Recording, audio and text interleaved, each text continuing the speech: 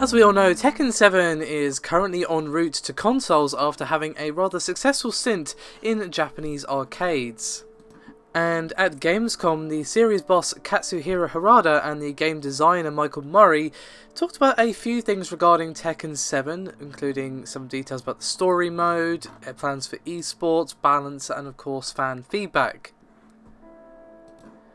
Now, they revealed that the story mode will naturally focus on the battle between Heihachi and Kazuya over the Mishima Zaibatsu clan and show off some of the scope of the story. There's of course going to be new stages, costumes for certain story events, and even flashbacks to help flesh out what's going on in the story. Of course, again, going to be new characters going to be woven into the story, and there's even going to be some of the sort of CGI that made Tekken famous back in the day, back on the PS1, but with actual control to the player. So basically, we're going to play some QTEs in that epic Tekken style that we all remember from back in the day. Now, one of the most interesting new characters to be making his way to Tekken 7 is of course Akuma from the Street Fighter series, and of course there have been some concerns about porting Akuma from a sort of 2D based fighter with 2D minded abilities into a 3D fighter, and if there's perhaps been any worries or if it's been difficult to translate or anything like that. There's even been videos rather, not worries, of Tekken players struggling against his 2D minded abilities, but apparently is the expected result, or the desired result, according to Harada. He said, quote, "That's what we were hoping would happen, that players like Punko would know the character well in Street Fighter, could just take their Street Fighter skills that they've honed and easily port it over to Tekken," and it seemed to work, as Punko is obviously historically a Street Fighter pro player, but placed third in Tekken 7 at EVO 2016 by using Akuma. So perhaps they've got some eSports aspirations on their mind, trying to poach some of the talent from Street Fighter over to Tekken 7. And on the topic of esports, Harada spoke fairly lengthily about his ambitions in the esports space and why he feels that fighting games have a natural edge over the competition of, say, Dota or Overwatch or Hearthstone or what have you. And he said, quote, "Well, it wasn't called esports at the time, but fighting games have always had their own events and tournaments that they organise themselves. It's a natural progression for us. Although there's pro players and that sort of thing popping up, the way that people enjoy fighting games probably hasn't changed that much.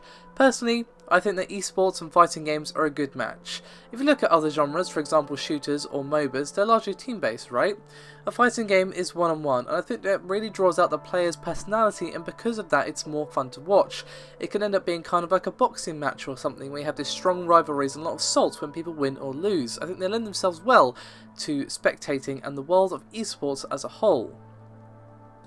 We hope to do as much as we can with the game to make it more esports friendly so that people can enjoy the scene, can enjoy our game even more, so please look forward to more info on that." Now, I must admit, I haven't actually played Street Fighter 5 because, well, very disheartened by the state of it at launch, and while there's so many games coming out at the end of the year, I probably won't get to it for quite some time, but I do enjoy watching EVO. It is great fun and very exciting to watch those sort of high caliber matches. I usually watch that from the semi-finals up. I don't usually bother with the group stages or anything like that.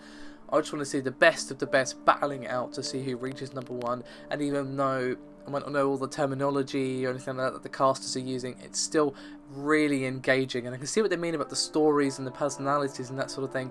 So it'd actually be kind of cool to see Tekken 7 become a big esport like that, because, well, Tekken 2 was actually my very first fighting game, and Tekken 3 still has fond memories in my heart as one of my favourite PS1 games, and Tekken Tag Tournament, of course, was on the PS2, but was still fantastic. So fingers crossed that they can actually be successful at this, and what they mean by this is hard to say, but maybe it's just going to be watchability, maybe there's going to be a special spectator mode, perhaps there's going to be easily accessible information for casters and viewers to access.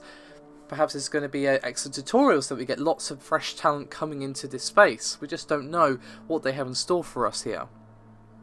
Now, while I haven't played Tekken in a while because it has kind of gone off the rails a little bit from what I know and love and remember, I will be checking it out, primarily because it's coming out on PC, which is in itself pretty damn unheard of, but I'm really interested to see what they're going to be doing how the esports scene is going to develop and exactly what direction they're taking the game. It looks like they're going back to the old flavour a little bit, at least, with the whole, hey, we're going to have those awesome cinematic CGI things from the PS1 area, but, you know, with QTEs, and of course they're bringing in other characters and that sort of thing.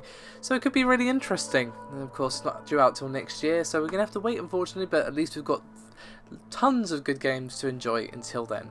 Thanks very much for watching, guys. I'll see you next time.